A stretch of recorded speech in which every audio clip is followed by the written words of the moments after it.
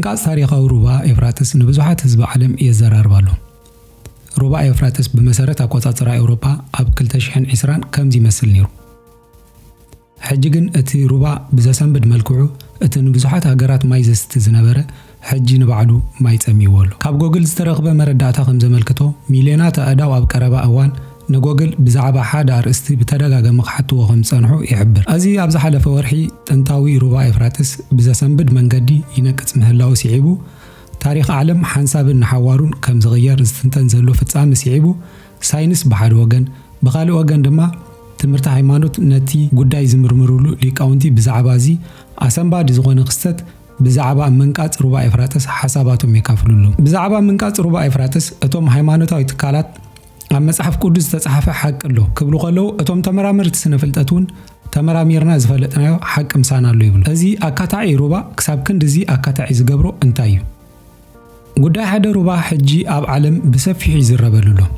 ብፍላይ ኣብ ቅዱሳት መጽሓፍቲ ክርስትና ኣብ ራእይ ዮሐንስ ስሙ ተጠቒሱ ዝርከብ ሩባ ኤፍራጥስ እና ነቐጸ ምኻዱ ከምቲ ኣብ ቅዱስ መጽሓፍቲ ተጻሒፉ ዘሎ ትንቢት ዝፍጸመሉ ግዜ ብሓቂ በጺሑ እናበሉ ብዙሓት ይዛረቡ። ስለዚ ብዙሓት ሰባት ብዛዕባ ምንቃጽ ሩባ ኤፍራጥስ ምስ ሰምዑ ኣዝዮም ሰንቢዶም። እዚ ሩባ እዚ ሓደ ካብቶም ኣብ መጽሓፍ ቅዱስ ተጻሒፎም ዘለው 4 ሩባታት ንኤዶም ዝምግቡ ሓደ እዩ። እዚ ነዊሕ ሩባ መበገሲኡ ካብ ትርኪ ኮይኑ ብሶርያ ገይሩ ናብ ኢራቅ ዝኸይድ እኳ እንተኾነ ናብ ወሽመጥ ፋርስ ዝገይሽ ኮይኑ ንዝሓልፈሉ ከባቢታት ልሙዕ መሬት ብምልጋስ ዝፍለጥ እዩ። ኣብ ዝቐረበ እዋን ግን ብዘይተፈልጠ ምክንያት ቀስ በቐስ ይነቅጽ ስለ ዝነበረ ነቶም ኣብኡ ተመርኪሶም ህይወቶም ዝመርሑ ሰባት ድማ ዓብዪ ስንባደ ኣስዒብሎም። ንዓለሙን ስጋኣት ካብ ጠፈር ዝተወስደ ምስሊ ሳተላይት እዚ ሩባ ኣዝዩ ከም ዝነቐጸ ይሕብር። ኣብቲ ከባቢ ርኡይ ወሰኽ ሙቐት ይረአ እኳ እንተሎ እቲ ኣብ እዋን ክራማት ብማይ ዝተመልአ መሬት ሕጂ ነቒጹ እቲ ሑጻ ናብ ሰማይ ተንሳፊፉ ብንፋስ ኣብ ኣየር ፋሕ ኢሉሎ። እዞም ናይ ሳተላይት ምስልታት ኣብ ትሕቲ እቲ ሩባ ብማይ ተሸፊኖም ዝነበሩ በዓትታት ከም ዝረኸቡ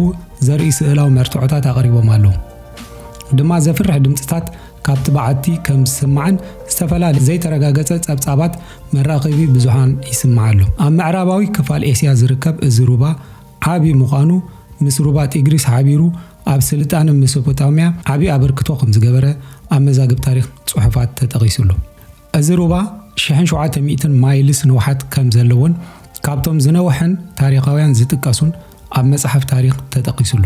ከምኡውን ጥንታውያን ሩባታት ናይ ኩሎም ሩባታት ምዕራብ ኤስያ እቲ ሩባ መብዛሕትኡ ግዜ ካብ ዝናብን ምምካኽ በረድን ዝረኽቦ ኮይኑ ብፍላይ ድማ ካብ ሚያዝያ ክሳብ ግንቦት ኣብ ዘሎ ግዜ ክሳብ ኣፍንጭኡ ይመልእ ነይሩ። ቅድሚ ሒደት ዓመታት ዝነበረ መርትዖ ነዚ ምስክር ነይሩ። ብጽሑፍ ዝተጻሕፈ ሓበሬታ ሓይሊ ባቢሎን ታሪኻዊ ተኸፋሊ ናይዚ ክፋል ሩባ ምንባሩ ይሕብረና።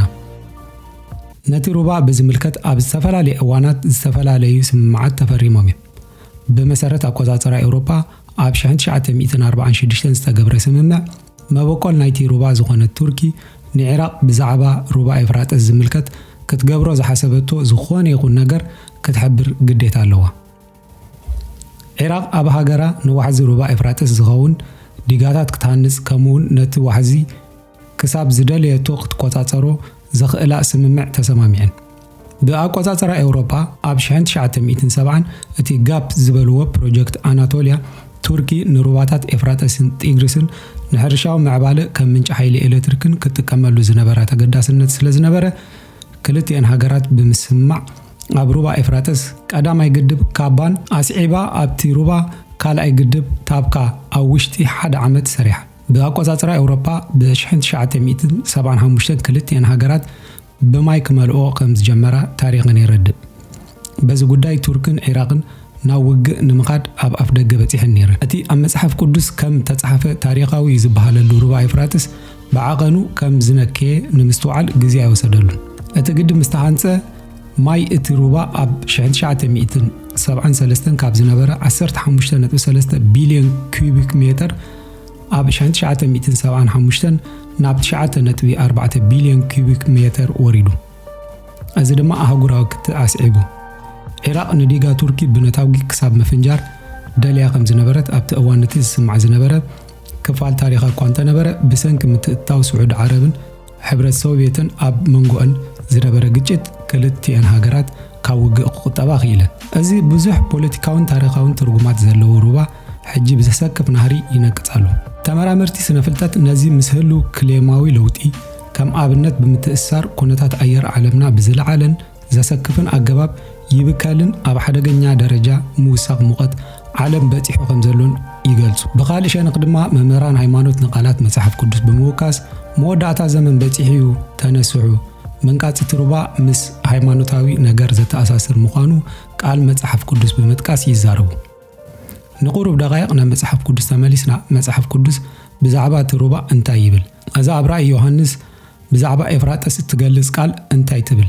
ኣብ መጽሓፍ ቅዱስ ኣብ ራእይ ዮሃንስ ምዕራፍ 9 ካብ ፍቕዲ 13 ተጻሒፉ ኣሎ።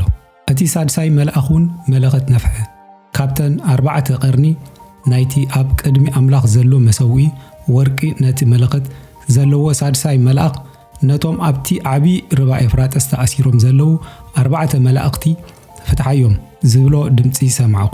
እቶም ነታ ሰዓትን መዓልትን ወርሕን ዓመትን እተዳለዉ 4 መላእኽቲ ንሲሶ ሰብ ምእንቲ ክቐትሉ ተፈትሑ። እዚ ኣብ ላዕሊ ዘንበብክዎ ቃል መጽሓፍ ቅዱስ እዩ።